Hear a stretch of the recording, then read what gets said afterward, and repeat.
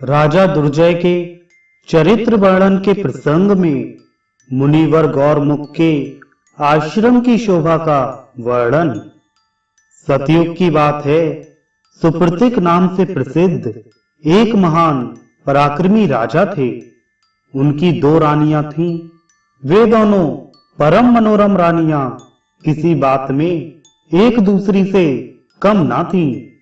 उनमें एक का नाम विद्युत प्रभा और दूसरी का कांतिमती था।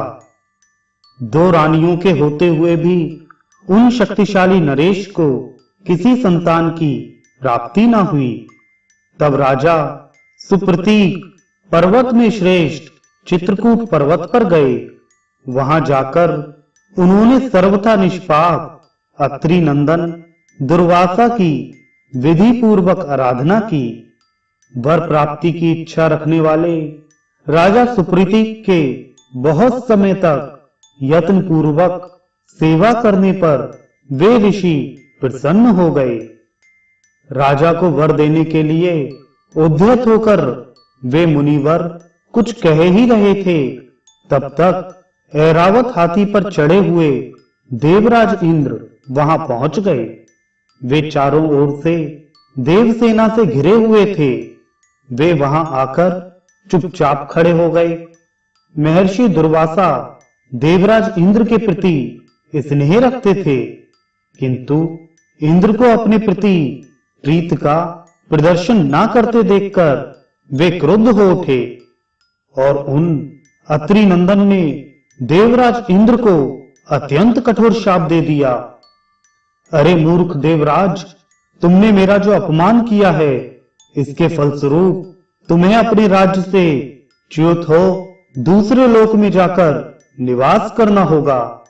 देवेंद्र से इस प्रकार कहकर उन क्रुद्ध मुनि ने राजा सुप्रतीक से कहा, राजन, तुम्हें एक अत्यंत बलवान पुत्र प्राप्त होगा। वह इंद्र के समान रूपवान, श्री संपन्न, महाप्रतापी, विद्या के प्रभाव और तत्व को भली भांति जानने वाला होगा। उसके कर्म क्रूर होंगे। वह सदैव शस्त्रों से सन्नद्ध रहेगा और वह परम शक्तिशाली बालक राजा दुर्जय के नाम से प्रसिद्ध होगा। इस प्रकार वर देकर मुनिवर दुर्वासा अन्यंत्र चले गए। राजा सुप्रतीक भी अपने राज्य को वापस लौट आए। धर्मज्ञ राजा ने अपनी रानी विद्युत प्रभा के उदर में गर्भाधान किया। रानी के समय आने पर प्रसव हुआ।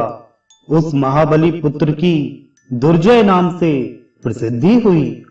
उसके जन्म के अवसर पर दुर्वासा मुनि पधारे और उन्होंने स्वयं उस बालक के जात कर्म आदि संस्कार किए। साथ ही उन महर्षि ने अपने तपोबल से उस बालक के स्वभाव को भी सौम्य बना दिया तथा उसको वेद शास्त्रों का पारगामी विद्वान, धर्मात्मा एवं परम पवित्र बना दिया। राजा सुप्रतीक की जो दूसरी सौभाग्यवती पत्नी थी, जिसका नाम कांतिमती था, उसके भी सुधुम्न नामक एक पुत्र हुआ। वह भी वेद और वेदांग का पूर्ण विद्वान हुआ। भामिनी महाराज सुप्रतीक की राजधानी वाराणसी में थी। एक बार उनका पुत्र दुर्जय पास में बैठा हुआ था। उस समय उसे परम योग्य देखकर तथा अपनी वृद्धावस्था पर दृष्टिपात करके राजा उसे ही राज्य सौंप देने का विचार करने लगे। फिर भली भांति विचार करके उन धर्मात्मा नरेश ने अपना राज्य राजकुमार दुर्जय को सौंप दिया और वे स्वयं चित्रकूट नामक पर्वत पर चले गए। इधर राजा दुर्जय भी राज्य के प्रबंध में लग गया। यद्यपि उसका राज्य विशाल था, फिर भी वह हाथी, घोड़े एवं रथ आदि से युक्त चतुरांगणी सेना सजाकर राज्य बढ़ाने की चिंता में पड़ गया। राजा दुर्जय परम मेधावी था। उसने सम्यक प्रकार से विचार करके हाथी, घोड़े एवं रथ पर बैठकर युद्ध करने वाले वीरों तथा पैदल सैनिकों से अपनी सेना तैयार की और सिद्ध पुरुषों एवं महात्मा जनों द्वारा सेवित उत्तर दिशा के लिए प्रस्थान कर दिया। राजा दुर्जय ने क्रमशः इसी प्रकार संपूर्ण भारत पर विजय प्राप्त करके किम पुरुष नामक वर्ष को भी जीत लिया। तदंतर उसने परवर्ती हरिवर्ष में भी अपनी विजय पताका फहरा दी। फिर रम्यक, रोमाव्रत, कुरु, भद्राश और इलाव्रत नाम से प्रसिद्ध वर्षों पर भी उसका शासन स्थापित हो गया। यह सारा स्थान सुमेरु पर्वत का मध्यवर्ती भाग है। इस प्रकार जब राजा दुर्जय ने संपूर्ण जम्बूद्वीप पर अपना अधिकार जमा लिया, तब वह देवताओं के सहित इंद्र को भी जीतने के लिए आगे बढ़ा। सुमेरु पर्वत पर जाकर उसने वहां अनेक देवता, गंधर्व, दानव, गोहक, किन्नर और दैत्यों को भी परास्त कर दिया। तब तक ब्रह्मापुत्र नारद जी ने दुर्जय की विजय के विषय में देवराज इंद्र को सूचना दे दी। देवराज उसी क्षण लोकपालों को साथ लेकर उसका वध करने के लिए चल पड़े, किंतु जल्दी ही राजा दुर्जय के शस्त्रों के सामने उन्होंने घुटने टेक दिए। तदंतर देवराज इंद्र सुमेरु पर्वत को छोड़कर मर्त्यलोक में आ बसे और पूर्व दिशा में वे लोकपालों के साथ रहने लगे। राजा दुर्जय के चरित्र का विस्तार पूर्वक वर्णन आगे किया जाएगा। जब देवताओं ने अपनी हार मान ली तो राजा दुर्जय वापस लौटा और लौटते समय गंधमादन पर्वत की तलहटी में उसने अपनी सेनाओं की छावनी डाली। जब उसने छावनी की सारी व्यवस्था कर ली, तब उसके पास 2 तपस्वी आ पहुंचे। आते ही उन तपस्वियों ने दुर्जय से कहा, राजन, तुमने संपूर्ण लोकपालों का अधिकार छीन लिया है। अब उनके बिना लोक यात्रा चलनी संभव नहीं दिखती है। अतएव तुम ऐसी व्यवस्था करो जिससे इस संसार को उत्तम सुख की प्राप्ति हो। इस प्रकार तपस्वियों के कहने पर धर्मज्ञ राजा दुर्जय ने उनसे कहा, आप दोनों कौन हैं? उन शत्रु दमन तपस्वियों ने कहा, हम दोनों असुर हैं। हमारे नाम विद्युत और सुविद्युत हैं। महाराज दुर्जय, हम चाहते हैं कि अब तुम्हारे द्वारा सत्पुरुषों के समाज में सुसंकृत धर्म बना रहे। अतएव तुम हम दोनों को लोकपालों के स्थान पर नियुक्त कर दो। हम उनके सभी कार्य संपादन कर सकते हैं। उनके ऐसा कहने पर राजा दुर्जय ने स्वर्ग में लोकपालों के स्थान पर विद्युत और सुविद्युत की तुरंत नियुक्ति कर दी। वे दोनों तपस्वी वहां से तत्काल अंतर्धान हो गए।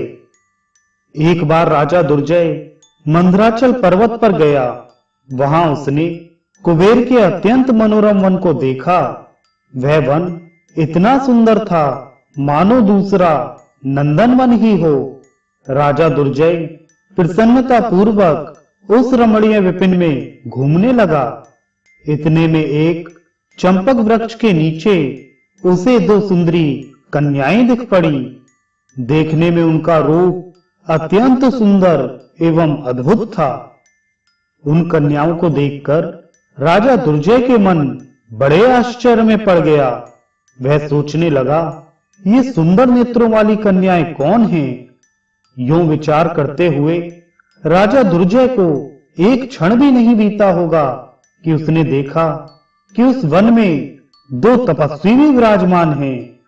उन्हें देखकर दुर्जय के मन में अपार हर्ष उमड़ आया।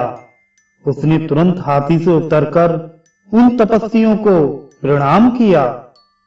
तपस्वियों ने राजा दुर्जय को बैठने के लिए कुशाओं द्वारा निर्मित एक सुंदर आसन दिया। राजा दुर्जय उस पर बैठ गया। उसके बैठ जाने पर तपस्वियों ने उससे पूछा, तुम कौन हो? तुम्हारा कहां से आगमन हुआ है? किसके पुत्र हो और यहाँ किस लिए आए हो? इस पर राजा दुर्जय ने हंसकर उन तपस्वियों को अपना परिचय देते हुए कहा, महान भावों, सुप्रतीक नाम से प्रसिद्ध एक राजा हैं। मैं उनका पुत्र दुर्जय हूं और भूमंडल के सभी राजाओं को जीतने की इच्छा से यहाँ आया हुआ हूं। कभी कभी आप कृपा कर मुझे स्मरण अवश्य करें।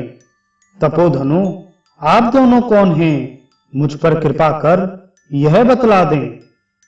दोनों तपस्वी बोले, राजन, हम लोग हेत और प्रहेत नाम के स्वयंभू मनु के पुत्र हैं।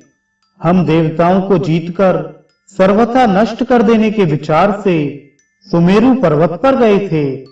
उस समय हमारे पास बड़ी विशाल सेना थी, जिसमें हाथी, घोड़े एवं रथ भरे हुए थे। देवता भी सैकड़ों एवं हजारों की संख्या में थे। उनके पास महान सेना भी थी, किंतु असुरों के प्रहार से उनके सभी सैनिक अपने प्राणों से हाथ धो बैठे। यह स्थिति देखकर देवता क्षीर सागर में, जहां भगवान श्री हरि शयन करते हैं, पहुंचे और उनकी शरण में गए। वहां देवगण भगवान को प्रणाम कर अपनी आप बीती बातें यूं सुनाने लगे। भगवान, आप हम सभी देवताओं के स्वामी हैं। पराक्रमी असुरों ने हमारी सारी सेना को परास्त कर दिया है। भय के कारण हमारे नेत्र कातर हो रहे हैं, अतः आप हमारी रक्षा करने की कृपा करें। केशव, पहले भी आपने देवासुर संग्राम में क्रूर कर्मा, कालनेमी एवं सहस्त्रभुज से हमारी रक्षा की है। देवेश्वर, इस समय भी हमारे सामने वैसी ही परिस्थिति आ गई है। हेत और प्रहेत नामक दो दानव देवताओं के लिए कंटक बने हुए हैं। इनके सैनिकों तथा शस्त्र अस्त्रों की संख्या असीम है।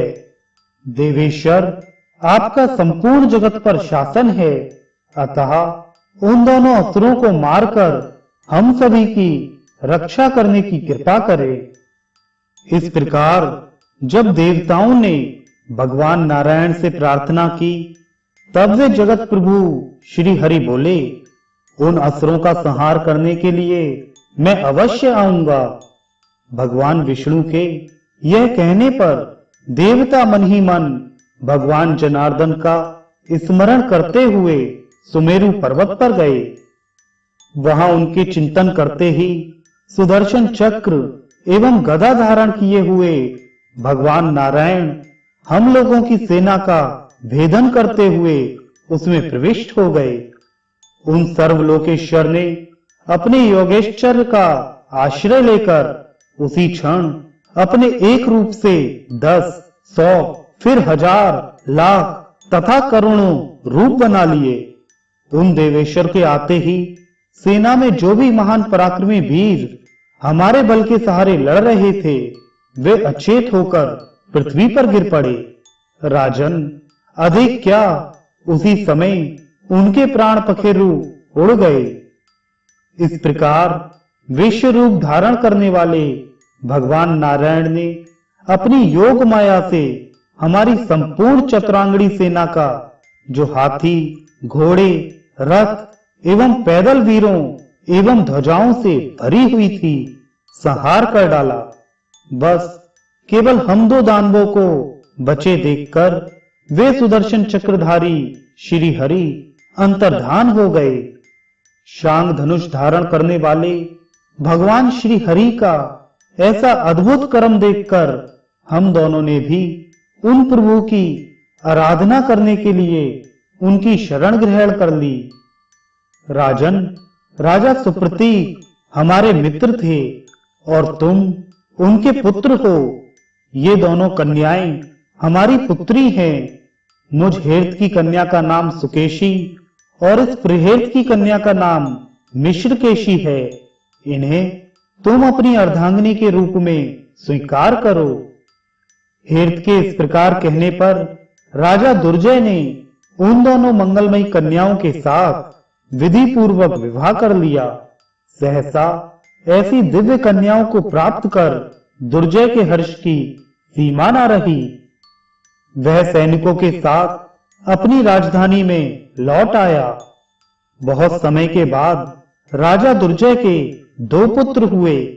सुकेशु से जो बालक उत्पन्न हुआ उसका नाम प्रभव पड़ा और मित्रकेशी के पुत्र का नाम सुदर्शन रखा गया। राजा दुर्जय महान वैभवशाली तो था ही, उसे परम श्रेष्ठ 2 पुत्रों की भी प्राप्ति हो गई। कुछ समय के पश्चात वह राजा शिकार खेलने के लिए जंगल में गया। वहां जाकर उसने भयंकर जंगली जानवरों को पकड़कर बांधना शुरू कर दिया। इस प्रकार वन में विचरण करते हुए राजा दुर्जय को जंगल में कुटी बनाकर रहने वाले एक पुण्यात्मा मुनि दिखाई पड़े। वे महाभाग मुनि तपस्या कर रहे थे। उनका नाम गौरमुख था। वे ऋषियों के परिवारों की रक्षा तथा पापियों के उद्धार कार्य में लगे रहते थे।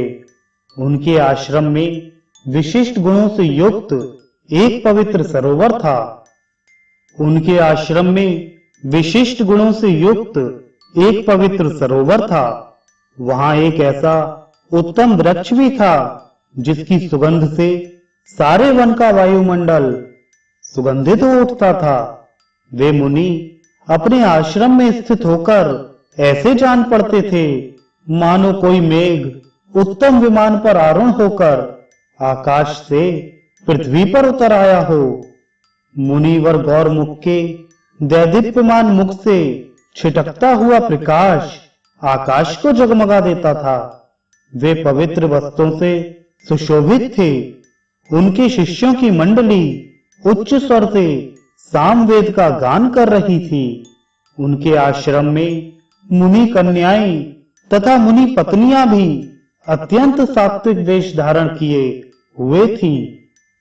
सुंदर पुष्पों से लदे हुए अगणित वृक्ष उस आश्रम की शोभा बढ़ा रहे थे।